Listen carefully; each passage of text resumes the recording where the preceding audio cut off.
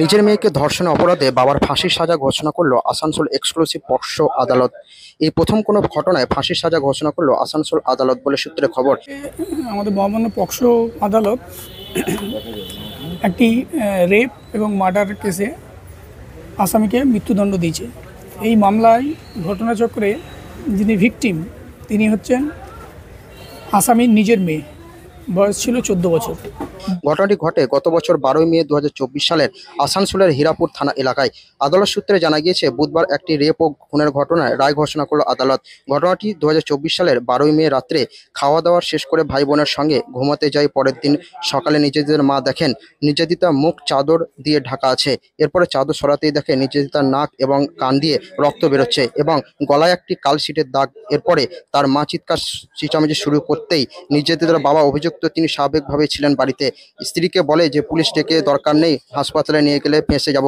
এরপরে নির্যাতিতার মা চিৎকার শুরু করতে লাগলে প্রতিবেশীদের জানায়। এরপরে নির্যাতিতাকে হাসপাতালে নিয়ে যাওয়া হয়। হাসপাতাল চিকিৎসক নির্যাতিতাকে মৃত বলে ঘোষণা করেন। আদালত সূত্রে আরও জানা গিয়েছে এরপরে ময়নাতদন্ত রিপোর্টে পাওয়া যায় নির্যাতিতাকে শ্বাসরোধ করে খুন করা হয়েছে এবং খুন করার আগে তাকে রেপ করা হয়েছে বলে খবর। এবং 14ই মে 2024 এই মামলা রেজিস্টার হয় এবং আজকে হচ্ছে 2025 আগস্ট মাসের 6 তারিখ, মানে বলতে পারেন 1 বছর 3 মাসের মধ্যেই পুরো বিচার তদন্ত এবং বিচার প্রক্রিয়া সম্পন্ন হয়েছে। দেখুন, আমার মনে হয় সিনিয়র আইনজীবীরা আরও ভালো বলতে পারেন, তবে আমি যতদূর শুনেছি আসানসোল আদালতে এর আগে ফাঁসির উদাহরণ নেই, সম্ভবত এটাই প্রথম ফাঁসি।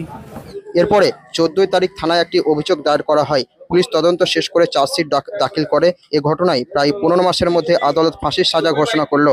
আসানসোল এক্সক্লুসিভ পক্সো আদালতের বিচারক সুপর্ণা বন্দ্যোপাধ্যায় এই রায় ঘোষণা করেন। Special public prosecutor Somnath Chattaraj বলেন, সেকশন 6A ফাঁসির সাজা ঘোষণা করে 201 আইপিসিতে 7 বছরের সশ্রম কারাদণ্ডের নির্দেশ দিয়েছে এবং 50,000 টাকা জরিমানা অনাদায়ে আরও 1 বছরের জেল ঘোষণা করেছে। তিনি আরও বলেন, সম্ভবত আসানসোল আদালতে এই প্রথম কোনো ফাঁসির সাজা ঘোষণা হলো। আসানসোল থেকে রিন্টু পাঁজার রিপোর্ট, লোকাল 18 বাংলা।